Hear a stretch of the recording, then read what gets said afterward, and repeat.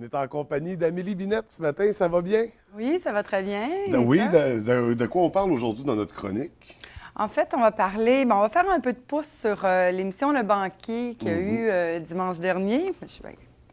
En fait, c'est surtout sur Samantha Girard, qui était participante à l'émission, Ouais. qui est une jeune femme qui est originaire de Chicoutimi, qui est étudiante au Cégep de Chicoutimi. Elle a 25 ans.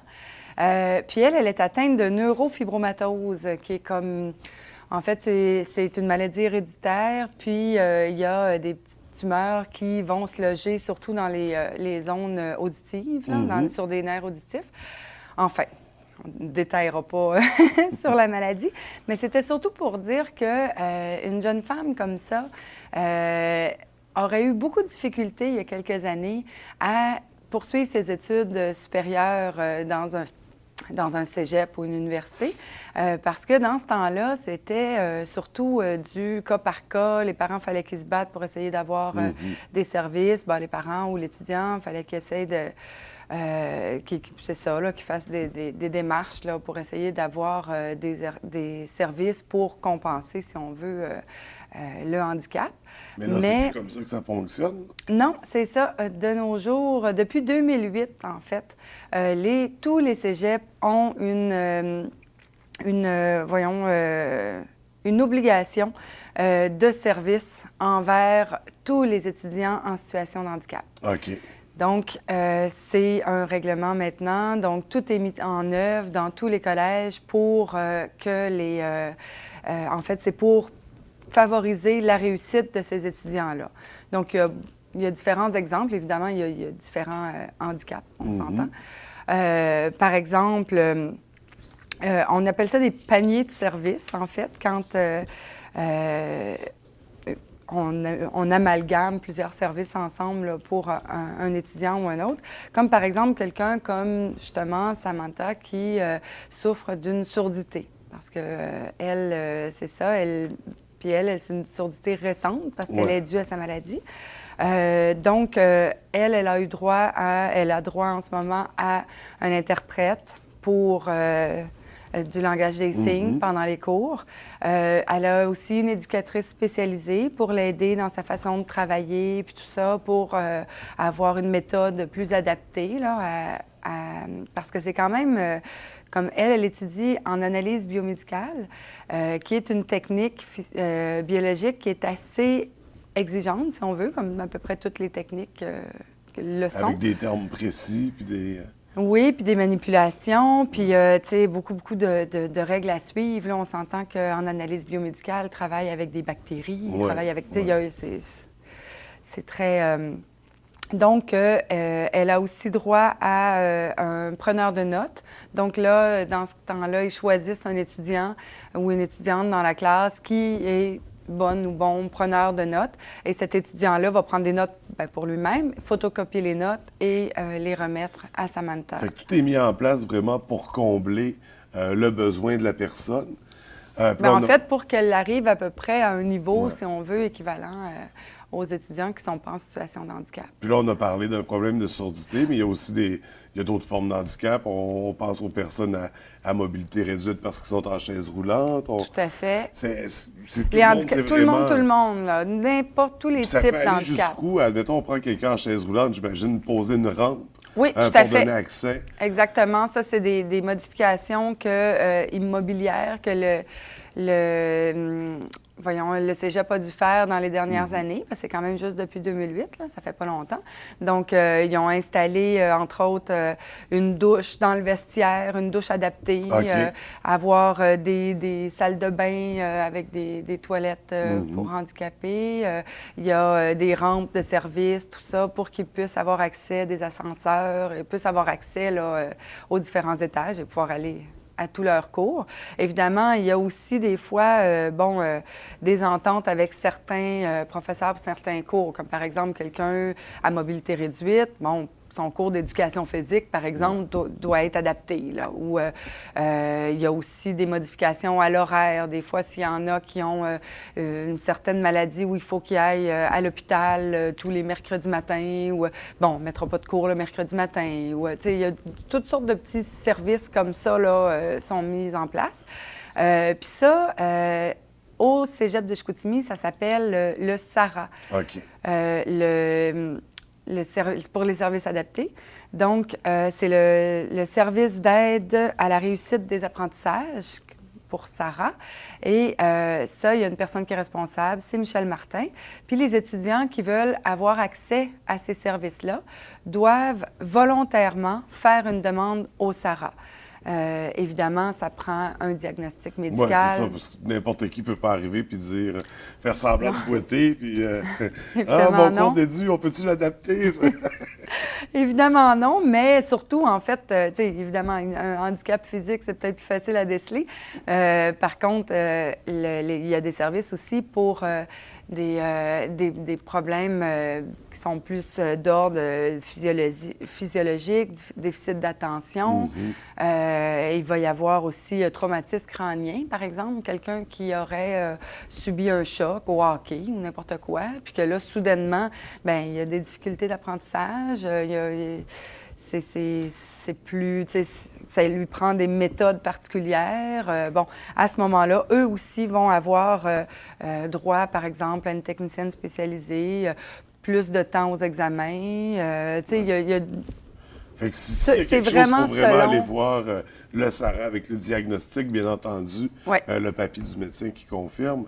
Oui, puis là, à ce moment-là... Tout à fait. À ce moment-là, il y a plusieurs personnes qui travaillent pour ces étudiants-là. En fait, il y a à peu près 120 étudiants qui sont membres du SARA. C'est équivalent, si on veut, là, à la population générale. Normalement, ils disent qu'il y a à peu près 5 de la population qui est en situation de handicap au Québec. Donc, 120, c'est à peu près, bien, ça serait 140 si on veut, là. Mais disons qu'il y en a peut-être qui font pas appel au service des SARA aussi. Là. Ils ne savent pas que ça existe encore. Mais ça, c'est un service. Bien, SARA, c'est le service du Cégep de Chicoutimi, mais sinon, c'est obligatoire. Oui, dans tous les cégeps, il y a un service équivalent là, pour les jeunes. Il suffit de s'informer auprès des personnes responsables. Oui, c'est ça. Mais tu sais, évidemment, au départ, ils ont le droit d'appliquer dans la technique ou dans le programme qu'ils souhaitent poursuivre.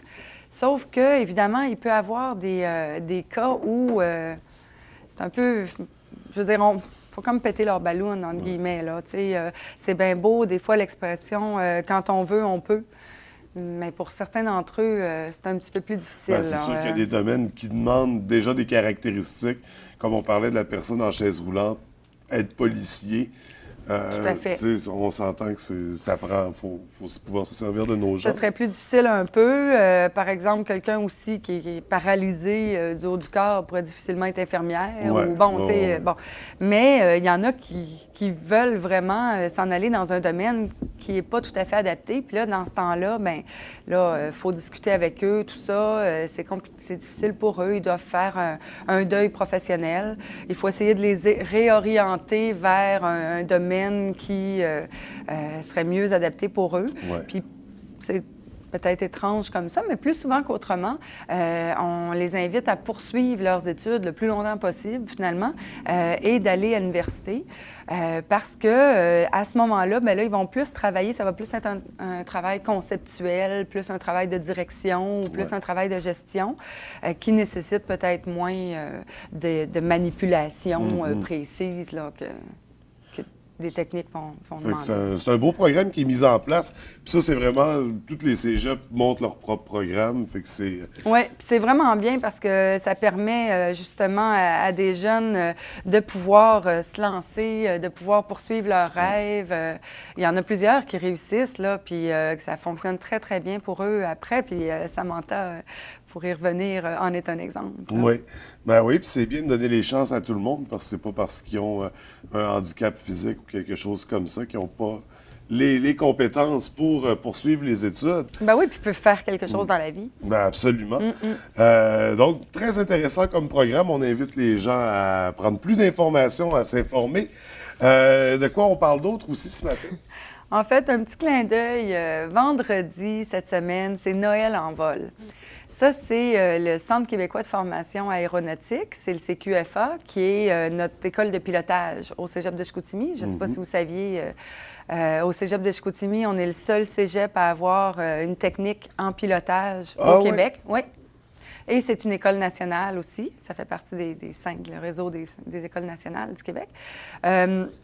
C'est ça, les étudiants, les finissants du CQFA font chaque année une activité qui s'appelle Noël en vol, où ils invitent, c'est choisi là, au hasard dans une école, des jeunes de 9 à 12 ans à venir faire un tour d'avion. Ah, cool! Donc, ils les invitent à l'activité. Ils leur font faire un tour d'avion d'à peu près une demi-heure, 40 minutes. C'est les petits avions jaunes, des C-23, je crois, là, du CQFA. Donc, ils embarquent 2 élèves à la fois dans l'avion. Et puis là, ils leur font faire un petit tour. Donc, ça profite à environ 25, 29 élèves du primaire chaque année. Ça, c'est des élèves, c'est premier arrivé, premier servi ou non, c'est un concours? En fait, c'est choisi, c'est un concours, puis c'est choisi au hasard. Là. Et souvent, c'est dans des écoles où il y a plus d'élèves en milieu défavorisé, si on veut. Donc, souvent, pour eux, ça peut être l'occasion unique là, de faire un tour d'avion, premièrement. Puis aussi, il n'y a pas juste le tour d'avion, c'est tout l'avant-midi qui passe au CQFA. Ils vont piloter dans les simulateurs de vol des étudiants du CQFA. Donc, mais là, c'est eux-mêmes qui vont piloter l'avion parce qu'évidemment, c'est un peu comme un jeu vidéo. Puis aussi, à un moment donné, vers 11h45, il y a le Père Noël qui arrive avec la Mère Noël en hélicoptère. Ah, on va voir qu'il arrive du ciel aussi. Évidemment. Par des étudiants, parce que au CQFA, on offre 3 voies de sortie, c'est-à-dire pilote de brousse, pilote de ligne, qui s'appelle multimoteur, et pilote d'hélicoptère. OK. Donc, c'est ça. Donc, le Père Noël arrive en hélicoptère et distribue des cadeaux aux enfants pour terminer l'activité. Donc, c'est vraiment une belle activité. Il y a un déjeuner d'inclus. Puis, c'est de voir là, les petites étoiles dans les yeux de ces enfants-là. C'est vraiment beau à voir. Moi, ça fait quelques années que j'y assiste, là, puis j'adore cette activité-là. C'est vraiment une belle initiative. Oui, c'est des beaux souvenirs pour les jeunes, puis une belle expérience. Ah oui, tout à fait.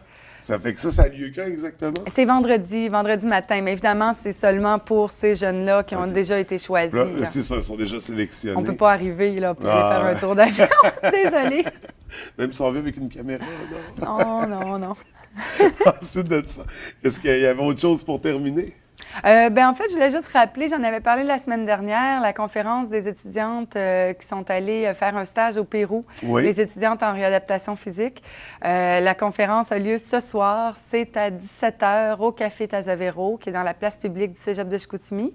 C'est ça, ils vont parler de leur expérience, ils vont parler du Pérou, aussi de ce que ça leur a apporté aussi sur le plan professionnel et sur le plan personnel. Donc, c'est une belle activité, on prend un petit verre, on écoute les conférenciers, on peut partager avec eux, puis tout ça. Donc, la population est invitée à venir participer à cette activité-là, 17h au Tazavero du cégep de Chicoutimi. C'est ce soir que ça se passe pour les intéressés. Tout à fait. Bien, merci beaucoup, Amélie. On se revoit dans 2 semaines. Oui, tout à fait. Est-ce qu'on sait déjà un peu de... Non, c'est toujours des surprises. On aime ça comme ça. Merci beaucoup. Je vais te souhaiter un bon 2 semaines d'ici là. Ben oui, toi aussi.